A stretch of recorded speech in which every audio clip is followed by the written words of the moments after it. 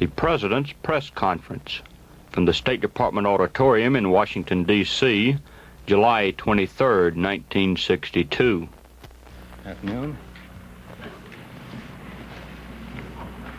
I understand that part of today's press conference is being relayed by the Telestar Communications satellite to viewers across the Atlantic, and this is another indication of the extraordinary world in which we live. This satellite must be high enough to carry messages from both sides of the world, which is, of course, a very essential requirement for peace, and I think this understanding, which will inevitably come from the speedier communications, is bound to increase the well-being and security of all people here and those across the oceans. So we're glad to participate in this operation developed by private industry, launched by government in admirable cooperation. President, again there are reports that the Soviet Union is preparing to sign an early and separate peace treaty with East Germany. These reports come at a time when the Soviets' attitude on Berlin seemed to harden, and at a time when Mr. Rusk's talks with Gromyko have reached a standstill. Can you tell us what you know of Soviet intentions and how you view the present prospects for a Berlin settlement? We have made no progress recently on a Berlin settlement. Mr. Rusk, of course, will be seeing Mr. Gromyko again before he leaves Geneva, and in fact would stay in Geneva if a useful purpose could be served. There has been a strong difference of opinion in regard to Berlin, its viability, its guarantees, and we have not been able to reach an accord on our very different and vigorously held positions, so that I cannot report progress, and it is, of course, of concern to us all, because, as I've said from the beginning, when the vital interests of great countries are involved in one area on which there are very varying views, it's a source of concern and some danger to us all. We hope that an accord can be reached. We continue to try to reach one, but we've not made progress recently forward. Mr. President, the Russians appear to insist on being the last ones to conduct nuclear tests because we were the first. Would you see any basis for hope that there could be an agreement on a test ban reached after they finish their next series of tests? Well, the tests that we carried out were due to the breach of the moratorium by the Soviet Union last fall. We will have to make an analysis of their tests and see whether they present a further risk to our security. This constant pursuit, everyone desiring to be lost, of course, increases the danger for the human race. We are very reluctant to test. We will not test again unless we are forced to, because our security is threatened, and because as a result of new Soviet tests, we find ourselves unable to meet our commitments to our own people and those who are allied with us. We will therefore have to wait. I'm sorry the Soviet Union is testing. They broke the agreement and tested in last fall. We tested in response. Now they carry out another series of tests, and the world plunges deeper into uncertainty. President, as a result of some of the congressional action on measures you've submitted to them, including the vote on the Medicare plan in the Senate, some Republicans on the Hill have suggested that perhaps this Congress could not accomplish anything further, and it might be best to adjourn and go home. Would you go along with that view, sir? Well, that would be a disastrous course of action. There are still most important measures, which I recognize that a good many Republicans oppose. The trade bill, the Youth Employment and Opportunities Bill, aid for higher education, the UN bond issue. These are merely some of the bills which are still before the Congress and on which the Congress should act before it goes home. Tax reform, farm bill. Congress has no farm bill, and we would be reduced to relying on the 1958 Act if the Congress doesn't act this year. Now, I recognize that the congressmen who said that the Congress should go home oppose our action in all these areas. But I believe this Congress should stay here and take action on them, and I think it will. But I think we have in that one statement a very clear indication of what the issue is going to be this fall. Those who are opposed to action on all these fronts and those who feel that there should be action. And the choice, of course, would belong to the American people. Mr. President, was the decision of the Ways and Means Committee to open hearings on proposed tax cut taken at your recommendation? No, I had a consultation with Chairman Mills. I'm not sure that the description of the purposes of the hearing are exactly the ones that, as I understand it, they're looking at the economy and getting the recommendation from various groups. I discussed it with Congressman Mills. It was his decision and that of the committees, but I thought it was useful. Mr. President, several times recently you expressed concern about the gold drain. Why does the United States, of all the major nations in the world, permit foreign holders of its currencies to exchange it for gold? And while this practice continues, even if we achieved a balance of international payments, would we be able to stop the drain of gold? Well, if the United States refused to cash in dollars for gold, then everyone would go to the gold standard. The United States, which is the reserve currency of the whole free world, we would all be dependent upon the available supply of gold, which is quite limited. Obviously isn't enough to finance the great movements of trade today, and it would be the most backward step that the United States has taken since the end of the Second World War. We have substantially improved our position this quarter, the second quarter over the first quarter. Our loss is down to almost a third of what it was in the first quarter. Our loss is based on the first and second quarter of this year is about a half of what it was last year and about a third of what it was the year before. We hope that we can bring our balance of payments into balance by the end of next year. We are not going to devalue. There is no possible use in the United States devaluing. Every other currency in a sense is tied to the dollar. If we devalued, all other currencies would devalue, and so that those who speculate against the dollar are going to lose. The United States will not devalue its dollar. And the fact of the matter is the United States can balance its balance of payments any day it wants if it wishes to withdraw its support of our defense expenditures overseas and our foreign aid. Now, these have been undertaken. We have put over $50 billion into Europe alone since 1945. And we are not requesting them to do anything but to meet their responsibilities for their own defense. As we are helping to meet them, we spend $1.5 billion in the defense of Europe and the NATO commitments. 30% of the infrastructure of NATO is paid for by the United States. We don't object to that. We are not going to devalue. We are going to be able, we think, to bring our balance of payments into balance by the end of next year. And I feel that those who hold dollars abroad have a very good investment. And we have over $16.5 billion here in the United States. We have over $50 billion held by American citizens in investments overseas. This country is a very solvent country, so that I feel that it requires a cooperative effort by all those involved in order to maintain this free currency, the dollar, upon which so much of Western prosperity is built. And I have confidence in it, and I think that if others examine the wealth of this country and its determination to bring its balance of payments into order, which it will do, I think that they will feel that the dollar is a good investment and as good as gold. Yeah. Mr. President, a great many people are giving their opinion of the domestic economy.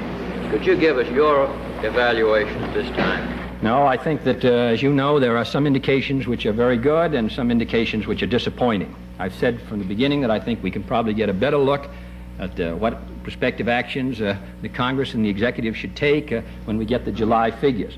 And we can make a better determination then of whether we're in a plateau or whether this is a period which would require more vigorous executive action. There are some of the profit reports which came out last weekend showed that some of our major companies are making the highest profits in their history. In fact, as you know, General Motors, RCA, and others were far beyond 50 to 75% above last year. There are encouraging indications. Auto sales, consumer purchases have held up. Investment is down. Housing has been down. There have been, as I say, a mixed bag. And I think we can get a better look at where we're moving when we get the July figures in early August. Yes? There's been some confusion over what Arthur Dean did or did not say at Geneva a week ago.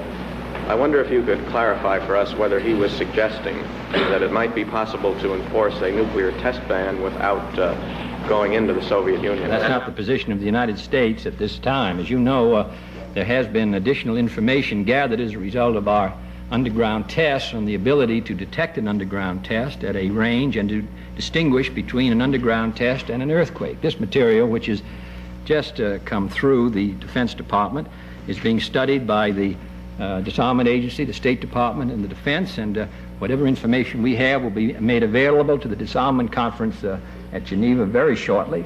The national governmental considerations of this information should be concluded by the end of this week, it is information which is in a sense encouraging as to our ability to distinguish.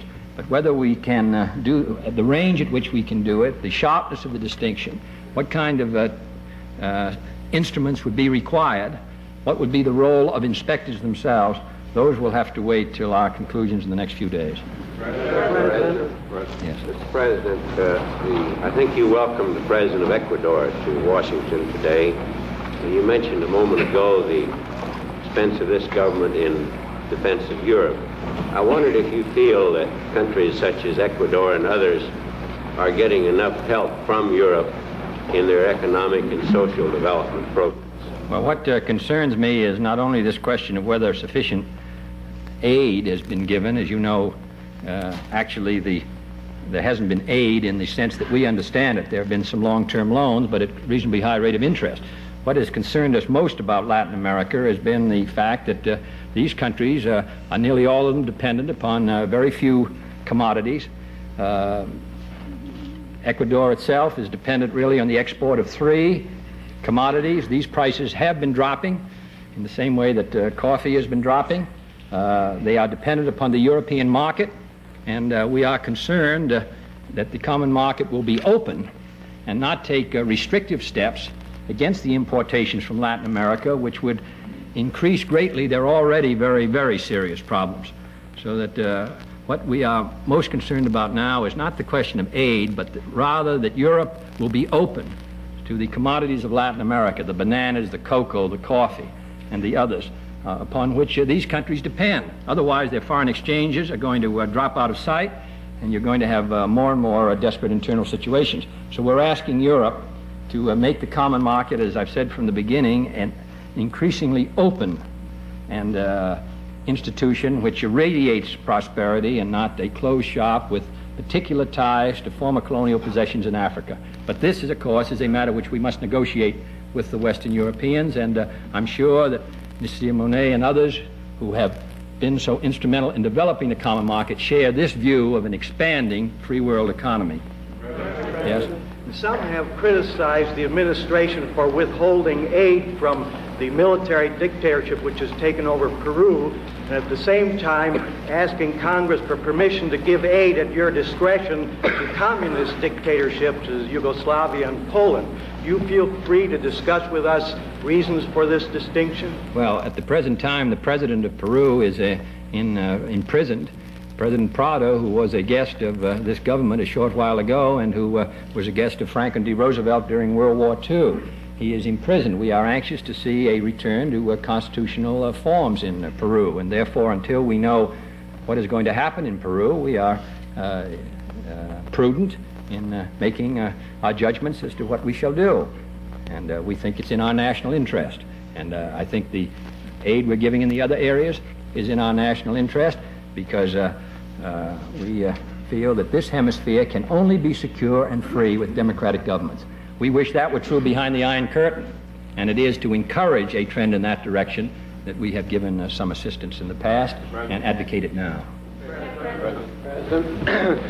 The Congo appears to be receding rather than progressing towards integration. Do you have thoughts on this? And yes, we're very concerned about the Congo because we've been unable to reach an accord between the Katanga and the government of the Congo, and time is not running in the favor of the Adula government. It has very little funds. The great resources of the Congo are in the Katanga. Mr. Chombe and Mr. Adula have been unable to get together. This is very, very serious. The Union Miniere, the company which controls these vast resources in the Katanga, pays its taxes just to the Katanga, not to the central government, leaves Mr. Adula without resources. It has weakened his position. And I think that those who are sympathetic to the Katanga's effort are liable to find complete chaos in the rest of the Congo. So that I support the United Nations effort there to encourage the integration of those areas on a reasonable and responsible basis.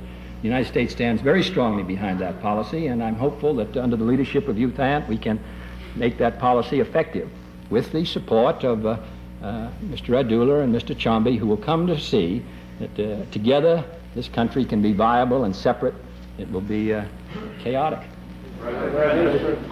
Dr. Martin Luther King said yesterday that you could do more in the area of moral persuasion by occasionally speaking out against segregation and counseling the nation on the moral aspects of this problem. Would you comment on this, sir?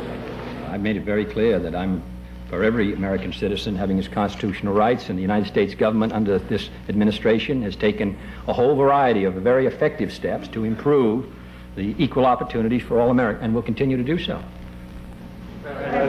In the absence of any agreement on Berlin, could you discuss with us what the consequences might be were the Russians to go ahead now and sign a separate peace treaty with East Germany? Well, I would rather not look into that clouded crystal ball, because, of course, our rights to Berlin are based upon the World War II and the agreements coming out of World War II, and are not subject to unilateral abrogation.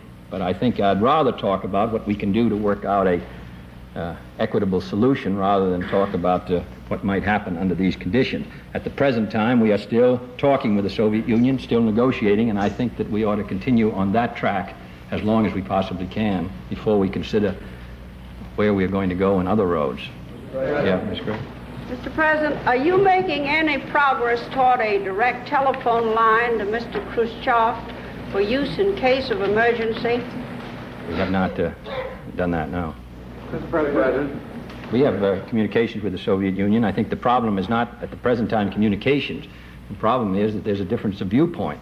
We understand each other, but we differ. Mr. President. Mr. Lawrence. Mr. President, in that same connection, sir, could you tell us anything about your talk with Ambassador Dobrynin and whether or not this was the beginning of perhaps a series of direct consultations between you and the ambassador? Yes, I hope to see Ambassador Dobrynin periodically. Mr. Khrushchev has seen our ambassador fairly frequently, and I think that it's useful in order to indicate our viewpoint. I've said for a long time that any study of history, particularly of this century, shows the dangers of governments getting out of touch with each other and misunderstanding each other. And therefore, I want to be sure that we have the closest understanding of our position and of their position. And these meetings, I think, help indicate what we believe, and also they're very helpful to me in hearing an exposition of the Soviet viewpoint. So I will continue to see him. Yes, Mr. Morgan. According to Dr. Gallup's latest poll, there's been a sharp rise in pro-Republican sentiment in the Middle West and a parallel or opposite drop in your popularity stock of about 10 points. Do you have any explanation of your own for this phenomenon, if it is one, and does it bother you with the administration facing now your election? Well, I think that it said we dropped personally from, I think, 79% to 69%. I think that if I was still 79% after a very intense congressional session, I would feel that I had not met my responsibilities. The American people are rather evenly divided on a great many issues. And as I make my views clearer on these issues, then of course some people increasingly are not going to approve of me, so that I dropped to 69% and will probably drop some more. I don't think there's any doubt that by President Eisenhower, I think in the November election of 1954 was down to 58%, but he survived, and I suppose I will. Now, as to the congressional drop, I thought it was abnormal in the winter before the Congress began. I think what the American people have to understand is that the Republican Party, by and large, with very few exceptions, have opposed every measure that we have put forward, whether it's in agriculture, whether it's in medical care, whether it's in public works, whether it's in mass transit, whether it's in urban affairs, and they have been joined by some Democrats who, for a great many years, have opposed a good many Democratic programs. Now, this grouping have cost us. We lost Medicare. Change in 2 votes would have won it. In the House, change of 10 votes would have passed our farm bill. That's why this election in November is a very important one. If the American people are against these programs, then of course they'll vote Republican. And we will have a state of where the president believes one thing and the Congress another for 2 years, and we'll have inaction. And there are those who believe that that's what we should have. I do not. And that's why I think this election is quite important. I think the choice is very clear, in other words. November 1962 presents the American people with a very clear choice between the Republican Party, which is opposed to all of these measures, as it opposed the great measures of the 1930s, and the Democratic Party, the mass of the Democratic Party, the administration, 2/3 or 3/4 of the Democratic Party, which supports these measures. Now then, fortunately, the American people will have a choice, and they will choose, as I have said, either put anchor down or to sail. So we'll see in November.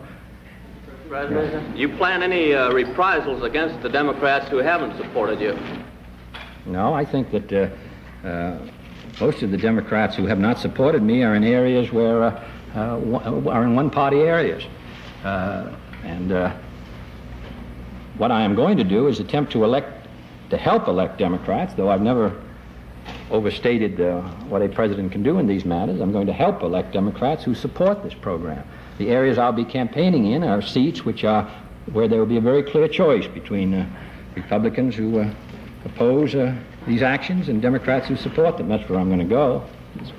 President, in view of the increase in strikes and other major labor disputes, could you tell us, sir, why you have not yet sent up a labor message and when you intend to do so? I don't think there have been an increase in strikes.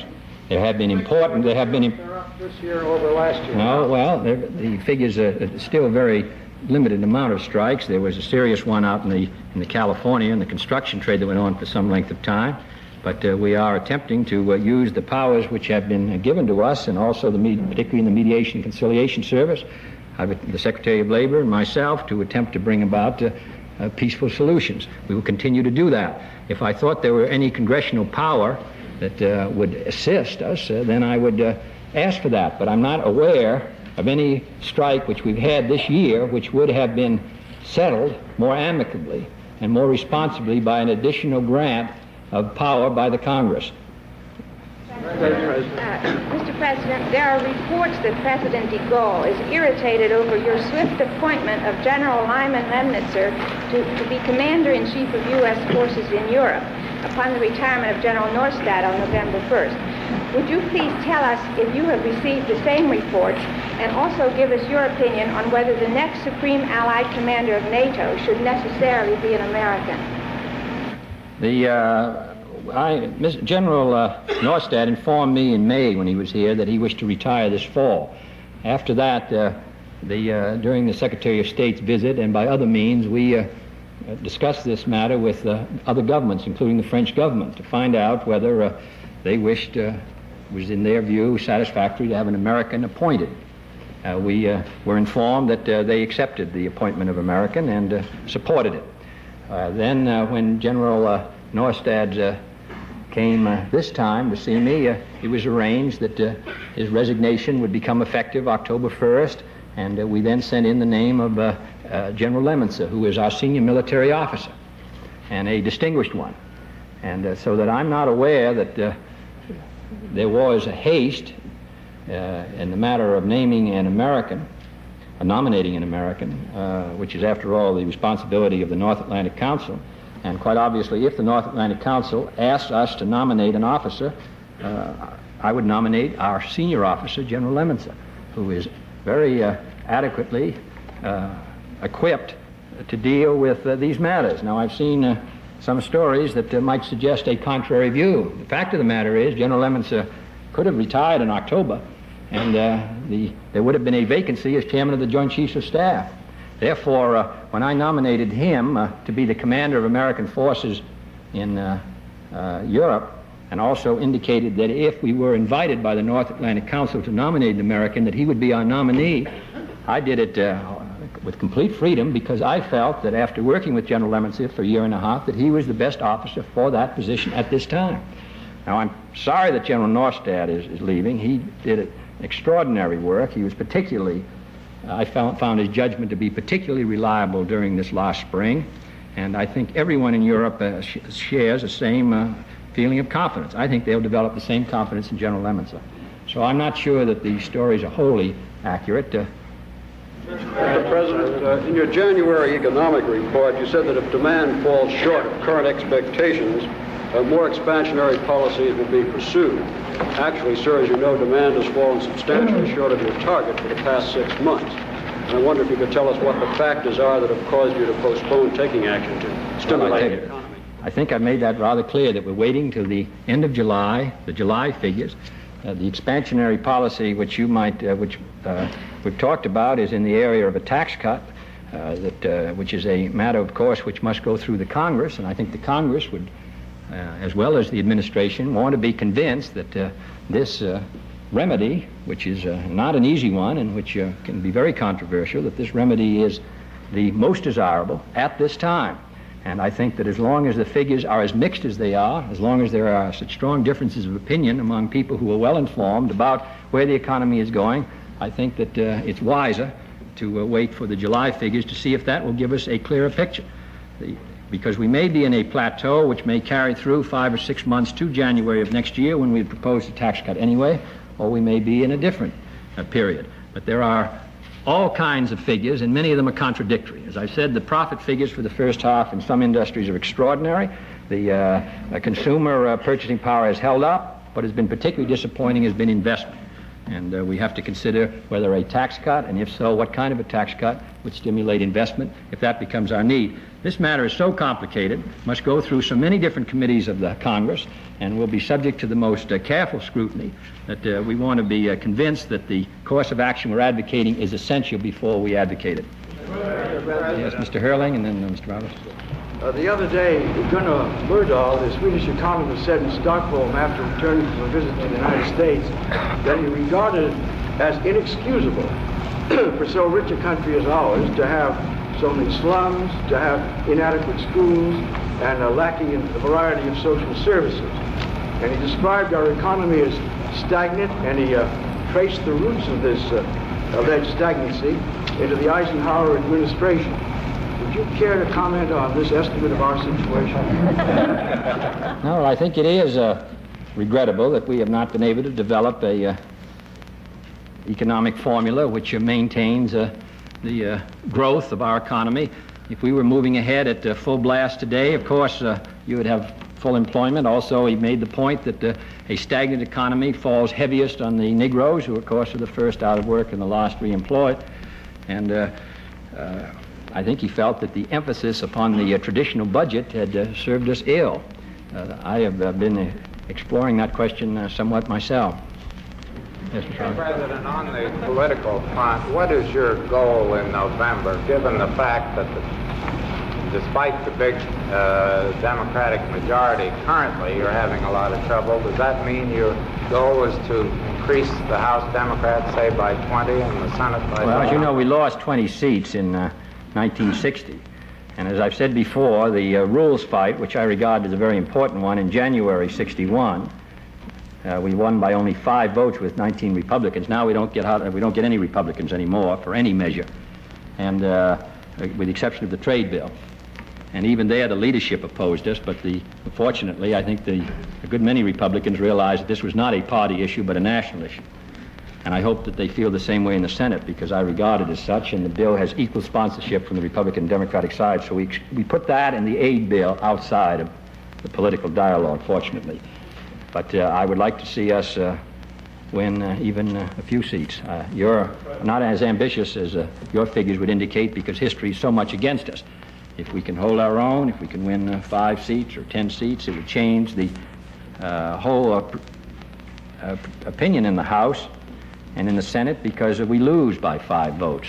There really isn't a measure before us that I don't think we couldn't pass with a change of 5.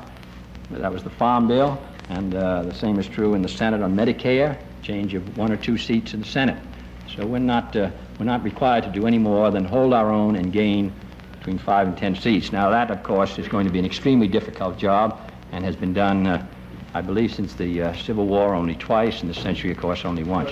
Mr. President, now that the U.S. image is being transmitted instantaneously overseas via Telstar, do you think the U.S. network should make a greater effort to do something about the vast wasteland? I'm going to leave Mr. Minow to argue the wasteland issue, I think. The other day, after the Medicare vote, you said that a handful of Democrats voted against you. There were 21. This prompts 2 questions. Wasn't it a pretty big handful? Yes. And B, won't this tend to inhibit you in setting this forth as an issue? No, but 2/3 of the Democrats voted for it. A third of the Democrats voted against it. About 6/7 or 7/8 of the Republicans voted against it. So that this combination of almost total Republican opposition with a third of the Democrats defeated us by 52 to 48. Now, the issue in November, every seat that is being contested between Republicans and Democrats, really, in I would say 80% or 90% of the cases, will be between those who oppose Medicare and those who are for it. So that there isn't any doubt that there is, in a party as large as the Democratic Party, those who do not support a good many of the programs. The alliances may change, but of course we lose a third or a fourth, and we have since 1938. But the fact of the matter is this administration is for Medicare, and 2/3 of the Democrats are for Medicare, and 7/8 of the Republicans are against it. And that seems to me to be the issue. Thank you.